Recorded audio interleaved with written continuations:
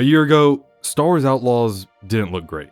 I covered it in the weeks before it released, was content in my decision not to purchase it, moved on. But flash forward to a couple weeks ago, and I saw the game on sale for $20.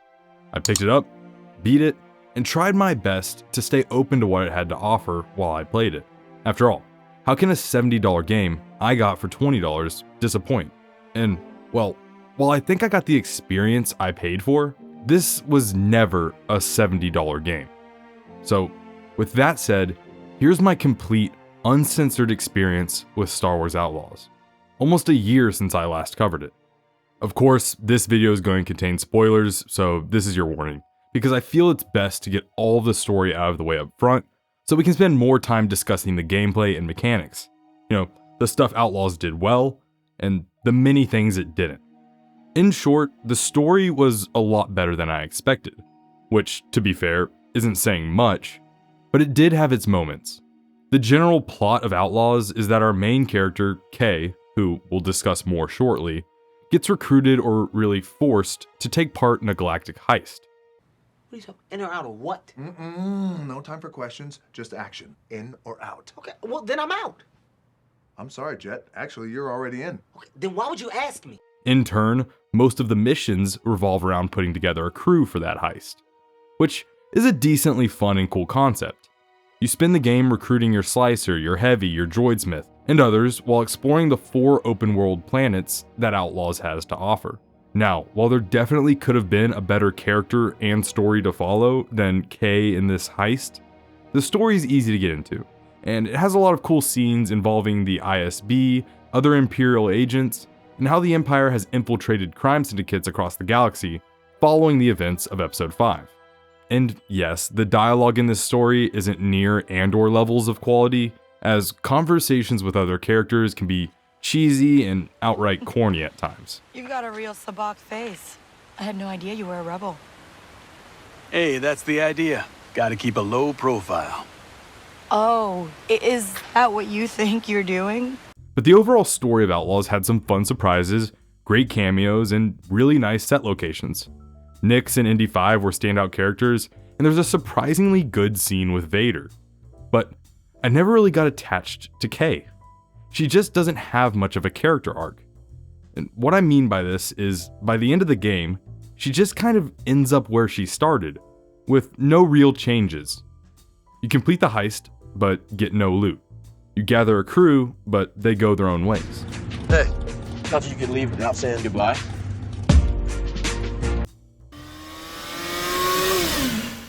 It just feels like there wasn't any gain for our main character after all the effort I put in. It's like if Breaking Bad ended with Walter White just going back to teaching high school chemistry. There wasn't much payoff. But besides this lack of payoff, the story was far more passable and entertaining than other aspects of the game, especially the mission design and the gameplay of Star Wars Outlaws. The gameplay of this game is just so mundane and repetitive. It is quite fun for the first couple of hours, but man, does it become a grind to complete towards the end. For example, traveling anywhere goes from kind of cool to genuinely frustrating very fast. It's because the main form of travel in Outlaws is the speeder, and well, the speeder you're given is just so lame. Even forgetting its uninspiring Faggio look, when all the NPCs around you are driving classic speeders from the movies and shows, zooming past you on land speeders and speeder bikes, it just emphasizes how boring the one you're given truly is, and makes the limitations of the game blatantly apparent. I think any open world game where you're restricted to just one vehicle suffers. It just makes the player feel chained and railroaded, rather than immersed in the world around them. It's like if GTA didn't let you steal cars. It's just boring and makes traveling a drag. And speaking of traveling, let's touch on space. Prior to its release, the space combat of Outlaws looked pretty decent. Definitely passable at best. But almost a year later, and after playing it, it's the opposite. It's slow, insanely limited, and does not at all capture the feeling of being in a starfighter. Hell, I'd go as far to say that Starfield did a better job in its space traversal and combat, which is saying a lot. I only did Outlaws space combat outside of the story one time, and after that, I just could not care enough to return on my own.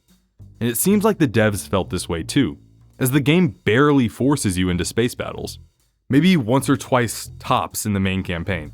It feels like the developers realized that there wasn't much here and tried to tuck away the space aspects of the game as best they could. The one saving grace of space in Outlaws is going into hyperdrive. Visually and orally, jumping between planets is awesome. Lie carefully. They really nailed it there, and it just never gets old. They truly did a good job on that. But enough on traveling. Once you've gone through space, once you've ridden on your speeder, what's there to finally do once you reach your destination? How does the game actually play? Well, to put it plainly, the gunplay is stupid easy. You basically get Red Dead's Deadeye ability to use near infinitely, and it doesn't have half the charm that Red Dead's does. Sure, it has a cooldown, but towards the late game, when almost all of your abilities reduce that cooldown, you're just cruising through every fight with this ability. Because why wouldn't you? I will say though, the guns you can pick up and fight with are great. There's a lot of variety, and I was always looking forward to the next sniper, grenade launcher, or minigun that I got a hold of.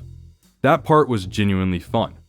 I only wish that you could keep the weapons you picked up, because picking up new weapons to use was rare. It didn't happen too often outside of story missions, which made most shootouts feel exactly the same, using the pistol and the OP Deadeye ability. It would have been really cool if you got to keep and reuse the weapons you have throughout the game, because like I said, a lot of them are pretty fun. Moving on from the gunplay, it's time to talk about the most prevalent and most advertised gameplay mechanic of Outlaws. It's stealth. And I'm sure you've heard this before, but it's not great. While I usually like to stay measured in my reviews, giving credit where it's due, the stealth in Outlaws feels as useless as it is repetitive, and nothing gets added to it throughout the entire game. Again, like most of Outlaws, for the first few hours, this is fine. It worked and I had very few complaints. But after a full playthrough, with no new mechanics or fresh ideas added to the stealth gameplay, the cracks really showed. And to explain how, I've got to give you some context. See, when the game first launched, failing a stealth mission meant you instantly failed the entire thing. Whether it was a story mission or just sneaking into a crime syndicate's base, getting caught meant an instant restart. Now, this sucked. This mechanic was nothing but padding to make the game feel longer, and it was rightfully patched out of the game soon after release. And the removal of this instant loss mechanic allowed players to brute force their way through intended stealth paths, which sounds great and is definitely better, but the game wasn't built for it, and kind of breaks now that the stealth isn't forced. Here's what I mean. During my playthrough, stealth was a joke. The enemies are so easy to deal with that getting caught doesn't really matter. So there's no real incentive to be stealthy in the first place, especially since the stealth isn't fun or engaging to begin with. I mean, even in the final mission, when it is emphasized heavily during the story that stealth will be important for this heist, If we're caught, it's not just us that's dead. It's everybody we know. I just wound up blasting through the front guards in a couple of minutes, saving myself the time and repetitiveness of stealth. Anyways, I know I've been a little harsh, maybe rightfully so, but let's talk about something I did really enjoy about Outlaws, which was its setting. For all the shit Outlaw gets for its poor mechanics and lackluster gameplay, the set pieces of the game are really cool. It's probably the one thing the game really nails. It does feel like Star Wars. It does look quite good, especially the Imperial hangars, and it's cool to see things like protocol droids, upgraded STAP speeders, and all the other unique details that make you feel grounded in the Star Wars universe.